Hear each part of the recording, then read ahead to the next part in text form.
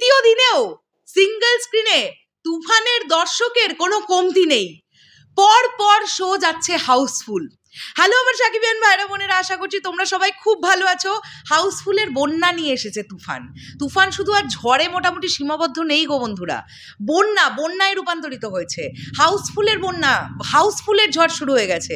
কি বলবো, এটাকে বোধহয় বলা হয় রিয়েল তাণ্ডব অফ বেঙ্গলি সিনেমা, যেটা তুফান করে দেখাচ্ছে।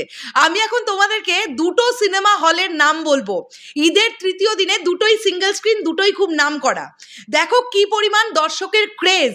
প্রথমে যে সিনেমা হলটার নাম বলবো, সেই সিনেমা হলটার নাম হচ্ছে শাপলা সিনেমা শ্রীপুর।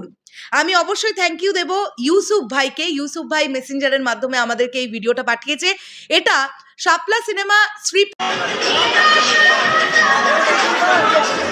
এর পরবর্তী যে সিনেমা হলটা নিয়ে কথা বলবো সেটা হচ্ছে সাভারের সেনা অডিটোরিয়াম।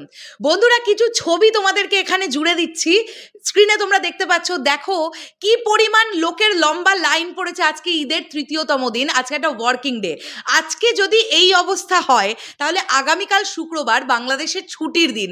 আগামীকাল কি হতে চলেছে তোমরা ইম্যাজিন করতে পারছো? আমি যে শোটা তোমাদের ফটো দেখাচ্ছি সেটা হচ্ছে সাভারের সেনা অডিটোরিয়ামের সন্ধ্যে 6টার শো। এই হচ্ছে তার সিনারিও। এইরকম লম্বা লাইন টিকিট কাটার জন্যে, মানে দর্শকরা না তুফান দেখার জন্য মরিয়া হয়ে উঠেছে।